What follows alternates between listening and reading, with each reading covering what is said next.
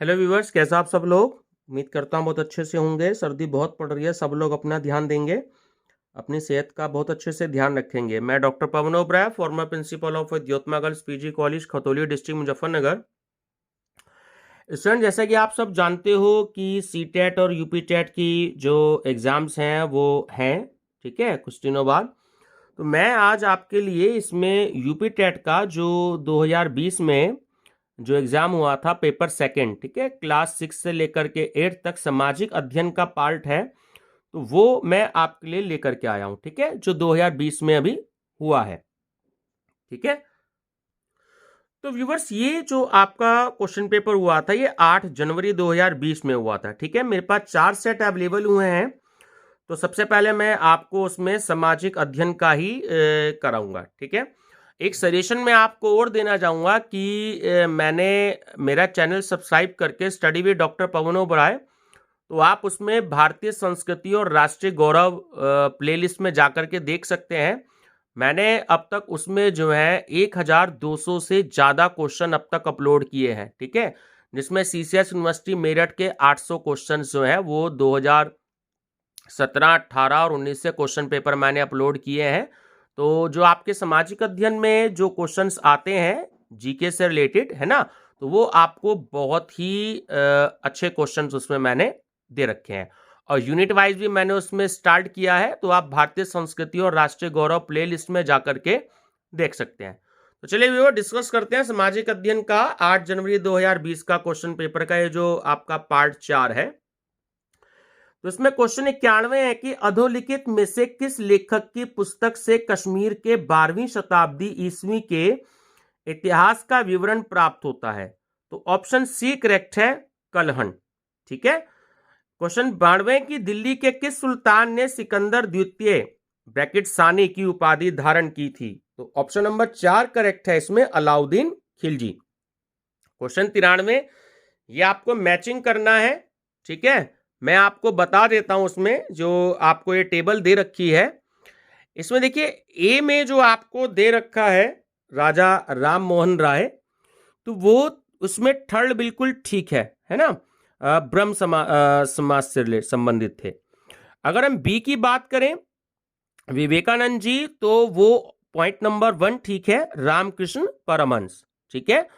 Option number C जो थे दयानंद सरस्वती, तो उनका जो संबंध है वो आर्य समाज से संबंध है। और जो डी पॉइंट दे रखा है आपको एम जी रानाडे, तो उसका संबंध है आपका पॉइंट नंबर 2 प्रार्थना समाज से, ठीक है। तो जो आपको क्वेश्चन में आंसर दे रखी है उसमें आपका आंसर नंबर 2 ठीक है।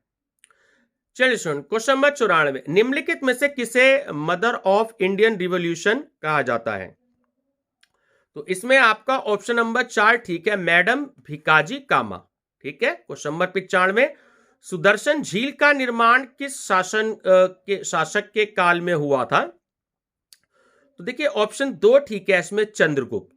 क्वेश्चन 96, पुष्यभूति राजवंश की वंशावली अधोलिखित किस राजा के नाम से प्रारंभ होती है।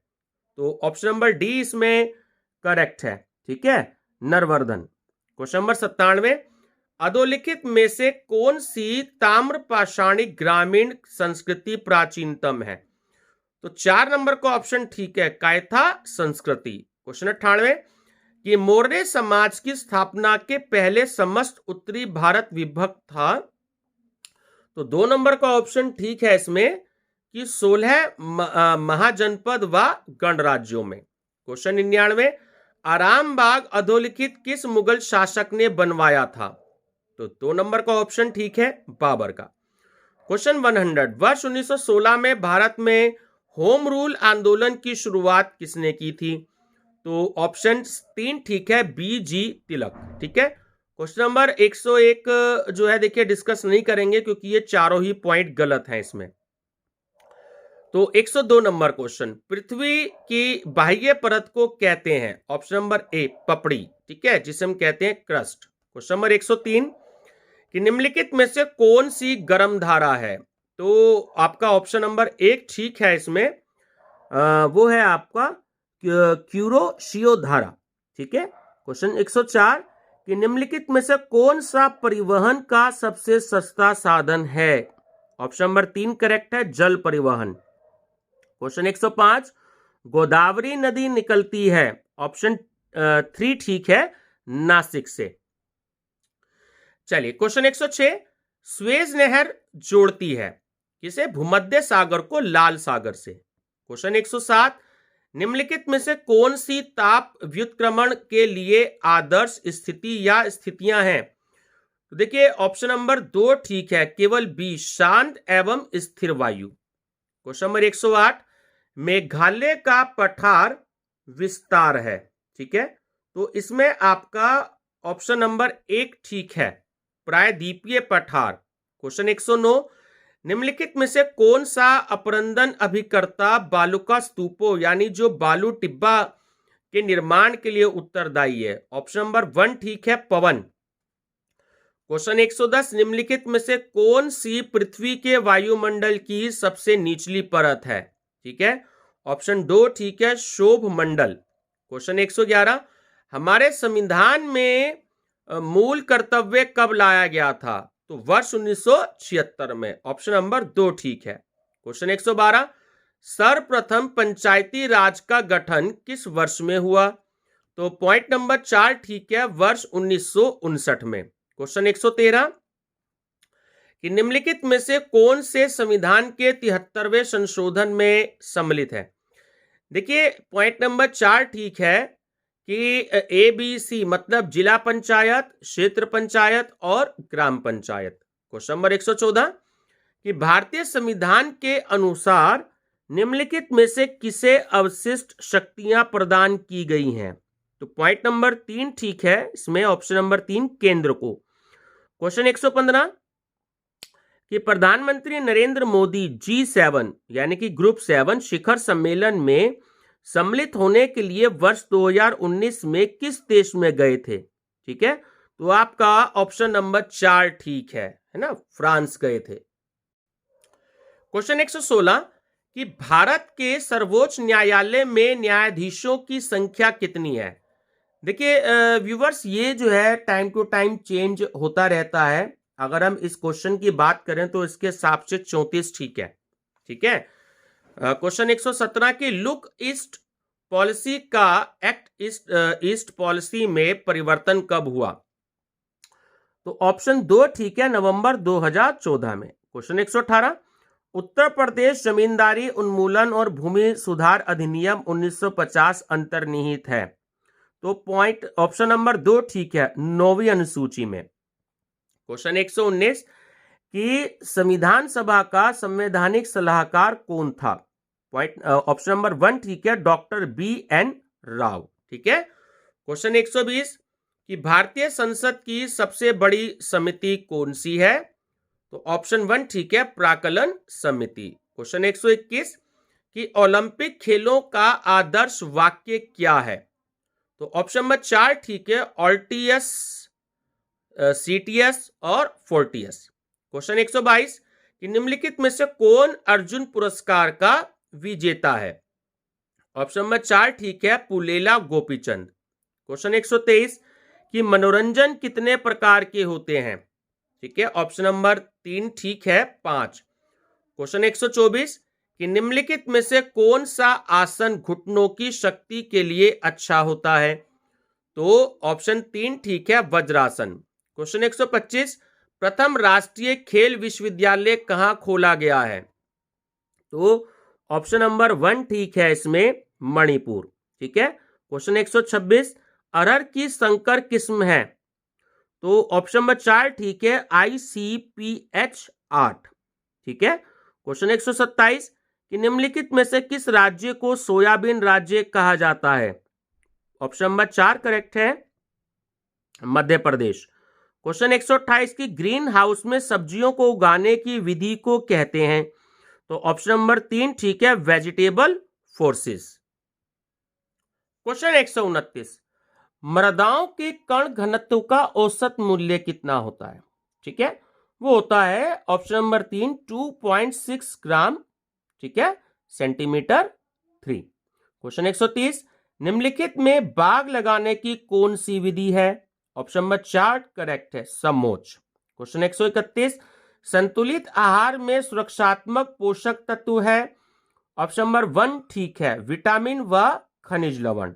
क्वेश्चन 132, निम्नलिखित विधियों में से भोजन पकाने की सर्वोत्तम विधि कौन सी है? ऑप्शन नंबर 2 उबालना। ठीक है। क्वेश्चन 133, ट्रिप्सिन एंजाइम किस क्रिया में सहायक होता है? तो ऑप्शन नंबर 2 करेक्ट है, प्रोटीन के पाचन में। ठीक है। क्वेश्चन 134, चेचक के विषाणु का नाम बताइए।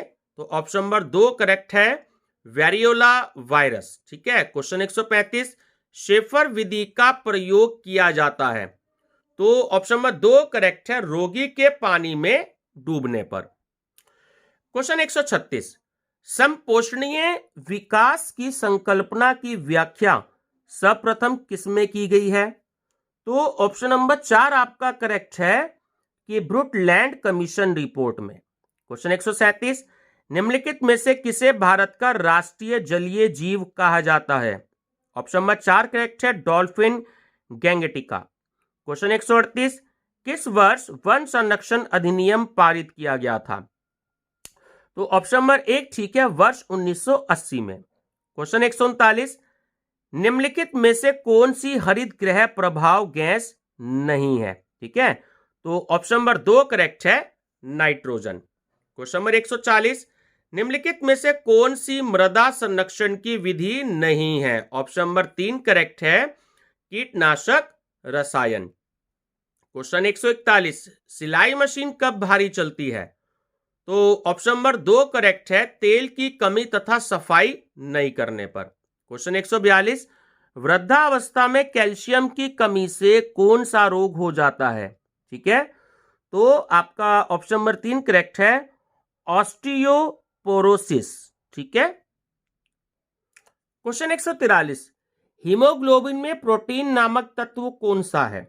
तो ऑप्शन नंबर 4 आपका करेक्ट है, ग्लोबिन। क्वेश्चन 144, आजकल यूरोप और भारत में किस जर्मन शिक्षा शास्त्री की पाठ योजना पद्धति प्रचलित है? तो ऑप्शन नंबर 1 करेक्ट है, हर्बर्ट। क्वेश्चन 145, योजना विधि आधारित है।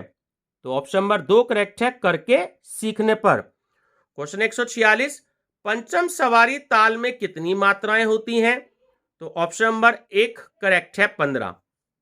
क्वेश्चन 147, वंदे मातरम देश गान के रचयिता कौन है?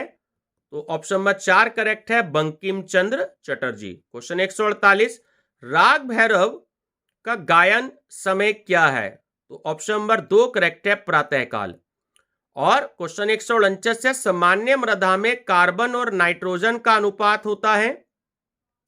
तो पॉइंट नंबर ऑप्शन नंबर 3 आपका करेक्ट है, 10:1। और लास्ट क्वेश्चन है व्यूवर्स, क्वेश्चन 150 की विशिष्ट मृदा में मृदा वर्ग कणों के आपेक्षिक अनुपात को क्या कहते हैं?